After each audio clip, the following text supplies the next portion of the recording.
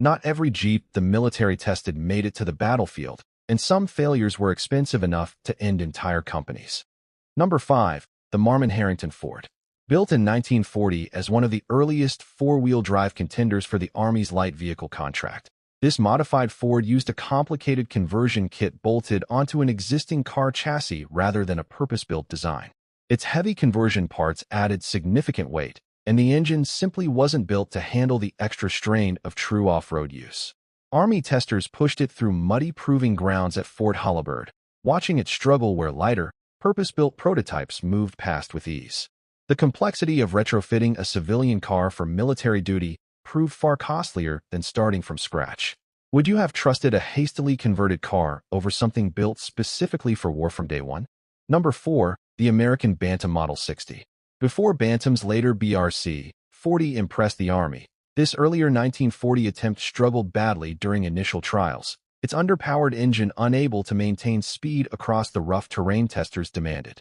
Bantam engineers had rushed the design to meet an impossibly tight deadline, and the compromises showed almost immediately once real testing began. Officers noted the vehicle stalled repeatedly on inclines that later prototypes handled without effort. That early failure nearly cost Bantam the entire contract before engineers scrambled to fix the design's most glaring weaknesses in time. Could a company recover from a first impression that bad, or was the damage already done? Number 3. The Willys Quad. Submitted in late 1940, the Willys Quad seemed promising on paper, powered by the company's respected Go Devil engine that outperformed every rival submission in raw power. The problem wasn't the engine at all, it was the weight, since the Quad came in significantly heavier than the Army's strict specifications allowed.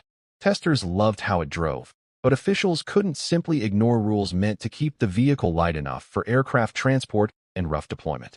Willys engineers were forced back to the drawing board, stripping components desperately to meet a weight limit the original design had badly missed.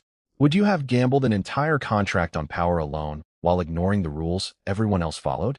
Number 2. The Crosley CT-3 Pup. Developed in 1942 as an ultra-lightweight alternative small enough to fit inside military gliders, the tiny Pup weighed barely half of a standard Jeep, powered by a modest two-cylinder engine meant purely for portability. Airborne units initially loved the idea of dropping something this compact directly onto the battlefield alongside paratroopers. Real combat conditions exposed its fatal weakness almost immediately, since its featherweight frame simply couldn't survive rough terrain or carry any meaningful cargo without breaking down entirely. Soldiers found themselves pushing broken pups more often than actually driving them. Could portability alone ever make up for a vehicle too fragile to actually fight in? Number 1. The Autocar Dispatch. Considered briefly during the earliest rounds of testing in 1940, the Autocar Dispatch actually predated the entire modern Jeep concept, built years earlier as a light reconnaissance vehicle that never quite found its purpose. Its outdated mechanical layout and limited ground clearance made it hopelessly unsuited for the aggressive off-road demands the Army was now specifically searching for.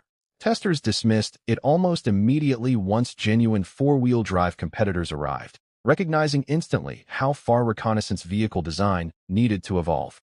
Its rejection quietly confirmed just how much the entire concept had changed in only a few short years. Could an idea that seemed advanced in one decade really become obsolete just a few years later? 5 Jeeps, 5 expensive lessons, and together they quietly shaped every design decision that led to the legendary vehicles that actually won the war. Tell us honestly, which of these surprised you the most? If you enjoyed this one, hit like and subscribe for more hidden stories like this.